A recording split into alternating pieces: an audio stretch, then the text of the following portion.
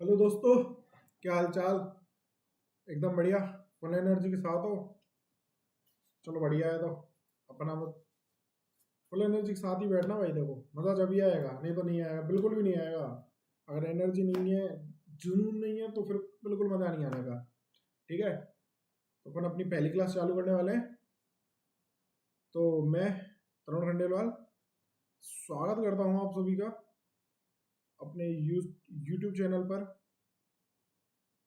जिसका नाम है N3T क्लासेस, जहाँ पर अपन 11th-12th आरबीएससी बोर्ड के लिए बायोलॉजी की तैयारी करेंगे।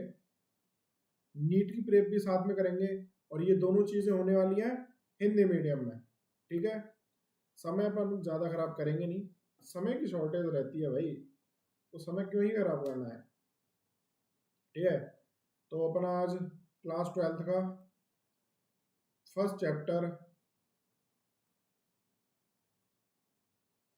12th का फर्स्ट चैप्टर, और स्लाइड्स पे भी नाम वो लिख देता हूँ number. First chapter sexual reproduction in flowering plant को अटेंड करेंगे। ये स्लाइड नंबर 1 है। ठीक है। अब देखो, क्लास 11th में आपने पढ़ा होगा, अच्छे से पढ़ा होगा, सभी को पता है कि एक चैप्टर नंबर 3 है जिसका नाम है आपका प्लांट किंगडम। और शायद अगर नया सिलेबस आ चुका है मेरे साथ, शायद तो लिविंग वर्ड हटा दिया गया है। अगर हटा दिया गया है तो वो चैप्टर नंबर 2 हो जाएगा, और अगर नहीं हटाया गया है तो वो चैप्टर नंबर 1 है। ठीक है। अब करना क्या है मैं बता देता हूँ। तो आपने उस चैप्टर में पढ़ा होगा कि प्लांट किंगडम को 5 पार्ट में डिवाइड किया गया था। पहला था एल्गी, दूसरा था ब्रायोफाइट्स, तीसरा था टेरिडोफाइट्स, फोर्थ था जिम्नोस्पर्म, और फिफ्थ था एंजियोस्पर्म। एल्गी, ब्रायोफाइट्स, टेरिडोफाइट्स और जिम्नोस्पर्म को आप क्लास 11 में पढ़ के आ चुके हो। अब उसके बाद एक रह गया था आपका फिफ्थ किंगडम, वो सॉरी फिफ्थ पार्ट, वो था आपका एंजियोस्पर्म। तो एंजियोस्पर्म में अपन यहाँ पर पढ़ेंगे। अब एंजियोस्पर्म के बारे में एक चीज मैं बताता हूँ। अब आप लोग कहोगे कि यहाँ पे तो सर एंजियोस्पर्म कहीं लिखा ही नहीं है, तो अपन एंजियोस्पर्म इसमें पढ़ कैसे रहे। तो देखो, एंजियोस्पर्म का सबसे बेहतरीन महत्वपूर्ण जो लक्षण है ना, जिससे आप पहचानते हो, वो है पुष्प का बनना। पुष्प का बनना या उत्पन्न होना एंजियोस्पर्म का सबसे महत्वपूर्ण लक्षण है। इसी से आप पहचानोगे कि एंजियोस्पर्म एक प्लांट है। तो इसमें अपन क्या अब इसमें क्या लिखा हुआ है, पुष्पीय पौधों में लैंगिक जनन। पुष्पीय पौधे यानी कि आ गए एंजियोस्पर्म। पुष्प का क्यों, अब देखो ये भी क्यों है इंपॉर्टेंट, और यही सबसे मेन बात है जो पुष्प की, यही पुष्पीय एंजियोस्पर्म का लैंगिक भाग होता है। अगर पुष्प एंजियोस्पर्म को आवृत बीजी पादपों को, देखो एंजियोस्पर्म को हिंदी में आवृत बीजी पादप भी कहते हैं, ये बात याद रखना। ठीक है। आवृत बीजी पादप, नाम में ही सब कुछ लिखा हुआ है, इसको भी समझाऊंगा। आवृत बीजी पादप। अब देखो, इसको अगर अपना वंश आगे बढ़ाना है एंजियोस्पर्म को, तो उसका पुष्प का बनना बहुत जरूरी है, क्योंकि वो ही महत्वपूर्ण लैंगिक भाग है। इसमें ही आपके मेल पार्ट और फीमेल पार्ट पाए जाते हैं। अगर एंजियोस्पर्म प्लांट में अगर पुष्प नहीं होगा तो वो अपनी संतति आगे बढ़ा ही नहीं पाएगा, अपने वंश को आगे बढ़ा ही नहीं पाएगा। दूसरी, पहली बात तो ये थी इसकी इंपॉर्टेंट। दूसरी बात करें तो ये आवृतबीजी पादप है। अब आवृतबीजी पादप कैसे हैं, देखो आवृतबीजी पादप का मतलब हो गया इनका जो बीज है वो आवृत होता है, आवरण में होता है, ढका हुआ होता है। ठीक है। तो बीज आवृत होता है इनका। अब आवृत कैसे होता है, इसकी एक सिंपल सी भाषा में अगर समझाऊं, तो इनके जो बीज हैं वो फलों के अंदर पाए जाते हैं। बीज, सॉरी वर्ड ले तुम को गलती से लिख दिया। बीज जो होते हैं वो फलों के अंदर पाए जाएंगे। कहाँ, फलों के अंदर। फलों के अंदर पाए जाते हैं। ये है इनका मेन बात। अब देखो आवृत बीजी यानी कि आवरण वाले बीज, आवरण वाले बीजीय पादप, वो क्या हो गए आपके आवृत बीजी। हो गया क्लियर। एनर्जी रखना भाई, सोने वोने का हिसाब नहीं है अपने यहाँ। ठीक है। अच्छे से तैयारी करना, और जो पढ़ा रहा हूँ उसको अच्छे से समझना, मेन बात तो यहाँ है। ठीक है। तो पुष्प का बनना और बीजों का फलों के अंदर पाया जाना, यानी बीज का आवरण, आवृत होना, आवृत रहना, ये एंजियोस्पर्म प्लांट के मेन लक्षण है। ठीक है। अब अपन इसमें आगे बात करते हैं तो सबसे पहले अपन इसमें पढ़ेंगे पुष्प की संरचना। एनसीईआरटी पॉइंट टू पॉइंट होंगी इसमें, ये बात पहले बता दूं मैं कि एनसीईआरटी से एक भी बाहर में चीज़ नहीं पढ़ूंगा, ना ही फिजूल की चीज़ें। Point to point, line to line चीज़ें मिलेंगी आपको, ठीक है।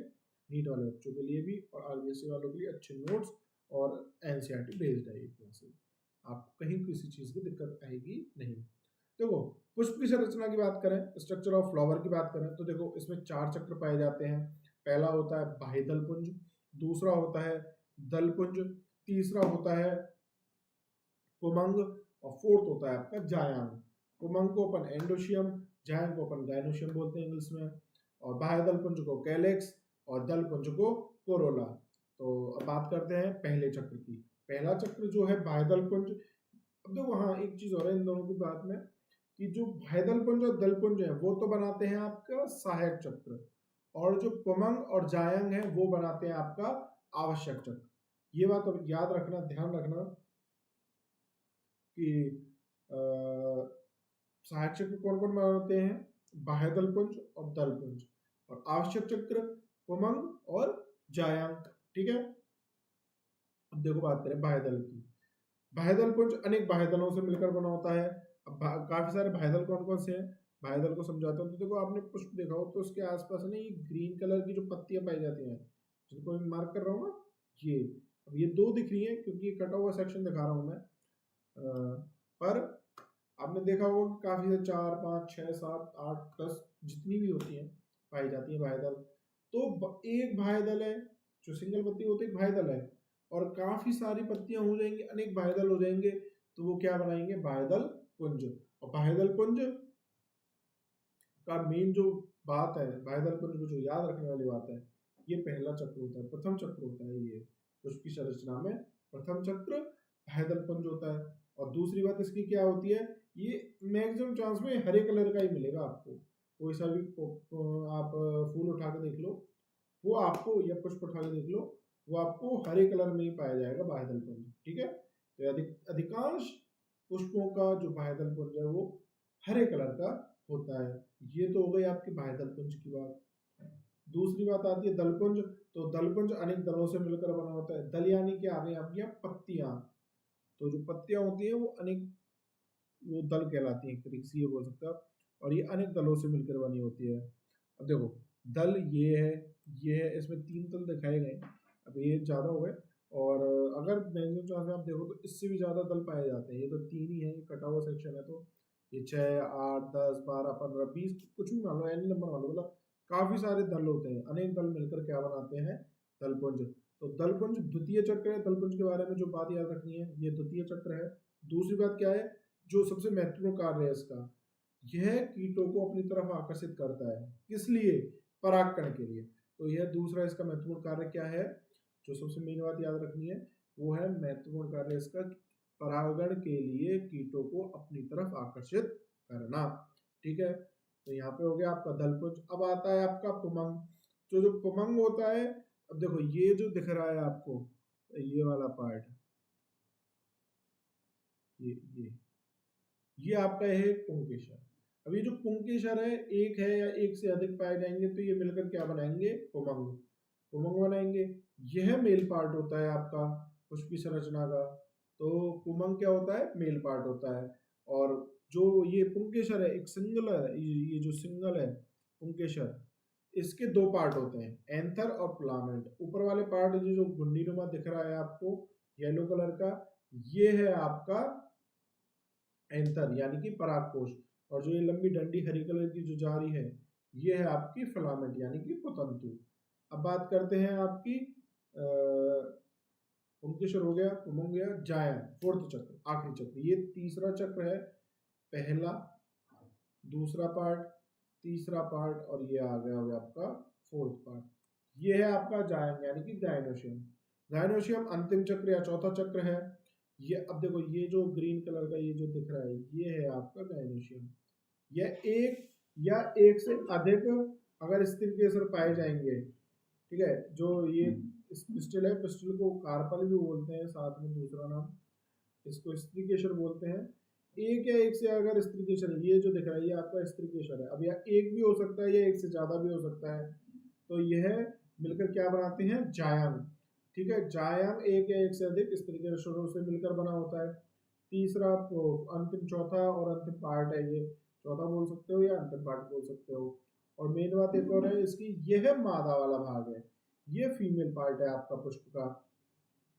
ठीक है, अब इसके बाद जो बात है एक और, वो ये है कि जो एक जायंग है, एक स्त्रीकेशर है, ये जो जायंगी सॉरी स्त्रीकेशर है जो, वह 3 पार्टों में डिवाइड होता है। स्टिग्मा, स्टिग्मा को बोलते हैं अपन वर्ती काग्र, और इसको बोलते हैं स्टाइल यानी कि वर्ती का, और ये होता है ओवेरी यानी कि अंडाशय। ठीक है, अब यहाँ पे क्लियर हो गया आपको कि पहला चक्र कौन सा है, बाह्यदलपुंज, द्वितीय चक्र कौन सा है, दलपुंज, तीसरा चक्र कौन सा है, पुमंग, और चौथा चक्र कौन सा है, जाया। अब इसके बारे में अपन थ्योरी पढ़ते हैं, समझते चलना। देखो, मैंने अभी आपको बताया आवृतबीजी पौधों का विशिष्ट लक्षण क्या है। विशिष्ट लक्षण है उनका पुष्पों का उत्पन्न होना, पहली चीज जो पढ़ाई थी। यह 4 चक्रों से मिलकर बना होता है। पहला था बाह्यदलपुंज, जिसको अपन इंग्लिश में कैरेक्स बोलते हैं। दूसरा था दलपुंज, जिसको अपन इंग्लिश में कोरोला बोलते हैं। तीसरा था आपका एंडोशियम, जिसको अपन इंग्लिश में सॉरी तीसरा था आपका पुमंग, जिसको अपन इंग्लिश में एंडोशियम बोलते हैं। और चौथा था आपका जायम, जिसको अपन गायनोशियम बोलते हैं। सॉरी, हाँ, बाह्यदलपुंज और दलपुंज मिलकर क्या बना रहे हैं, आपका सहायक चक्र। ये मैं आपको बता चुका हूँ। पुमंग और जायम आवश्यक चक्र है। अब ये क्यों है, क्योंकि मैंने आपको बता दिया पुंकेसर जो होता है इसमें, यानी पुमंग, यह तो, और जायम, ये लैंगिक जनन अंग में सहायक है, यानी लैंगिक जनन करेंगे, ऑब्वियस सी बात है भाई। देखो, पुमंग मेल पार्ट है आपका और जायंग आपका फीमेल पार्ट है, तो ये दोनों मिलकर लैंगिक जनन अंग है या लैंगिक जनन में सहायक है, तो इसी वजह से ये आवश्यक है। ये नहीं होंगे तो फिर वंश आगे कैसे बढ़ाएगा वो। अब उसके बाद आती है आपकी पहली बाह्यदलपुंज। बाह्यदलपुंज की बात करें तो देखो ये प्रथम चक्र होता है। ठीक है, पहली चीज जो याद रखने वाली है, बाह्यदलपुंज प्रथम चक्र है। अधिकांशतः यह हरे रंग का होता है। ठीक है, और दूसरी बात इसमें जो याद रखनी की बाह्यदलपुंज अनेक बाह्यदलों से मिलकर बना होता है, यानी कि सेपल से मिलकर बना होता है। दलपुंज की बात करें तो यह दूसरा चक्र है, अनेक दलों से मिलकर बना होता है। और इसका महत्वपूर्ण कार्य जो मैंने बताया था कि परागण में कीटों को अपनी तरफ आकर्षित करने के लिए, यानी कि परागण के लिए कीटों को अपनी तरफ आकर्षित करता है कौन, दलपुंज। अरे यार ये फिर बैग हो गया, ये बैग पता नहीं क्यों हो जाता है। ये क्लास लेने से पहले ही मैं थोड़ा बैक करके देख रहा था, सिर्फ 2 मिनट बैक हो गया। मैं स्लाइड को मारा था, सेट कर रहा था, बैक ही हो गया वो। इसको सेट करो, बड़ी मुश्किल से सेट होता है यार ये।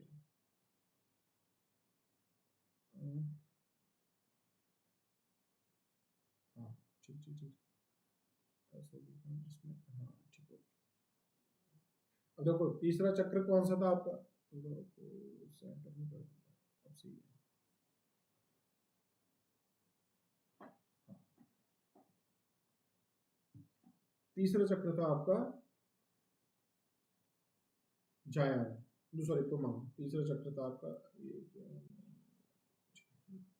तीसरा चक्र आपका था पुमंग। पुमंग यह तीसरा चक्र है, पहली चीज। दूसरी बात क्या थी, एक या एक से अधिक पुंकेसरों से मिलकर बना होता है।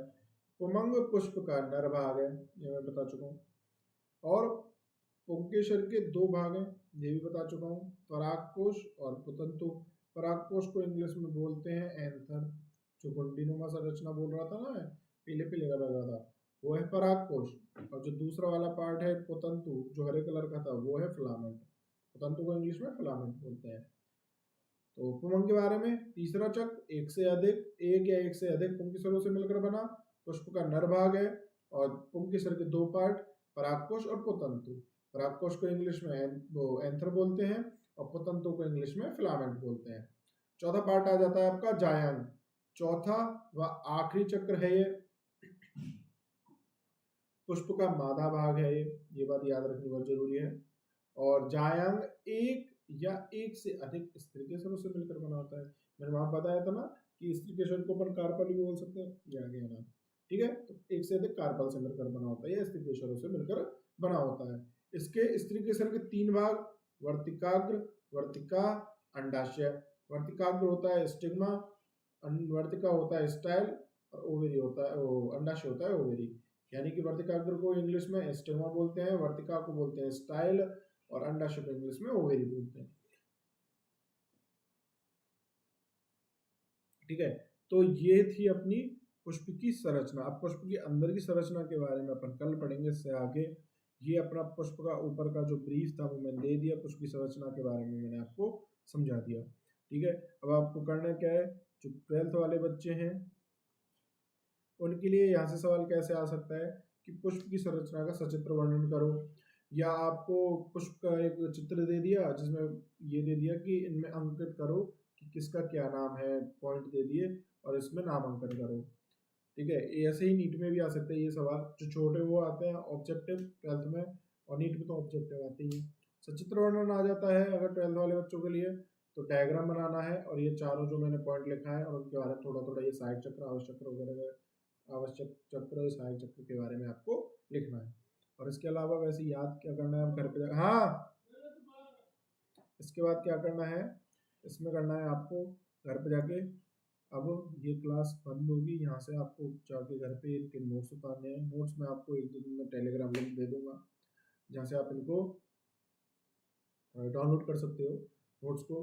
नोट्स उतारो, नोट्स उतारने के बाद 15 से 20 मिनट लगेंगे, 4 से 5 पन्ने हैं बस। एक बार फेरो या पढ़ो अच्छे से, उनको दिमाग में थोड़ा सेट करने की कोशिश करो। जैसे हो जाए और अगली क्लास जब लो तो उससे पहले इन नोट्स को पढ़ के बैठोगे आप, डेली का डेली करोगे।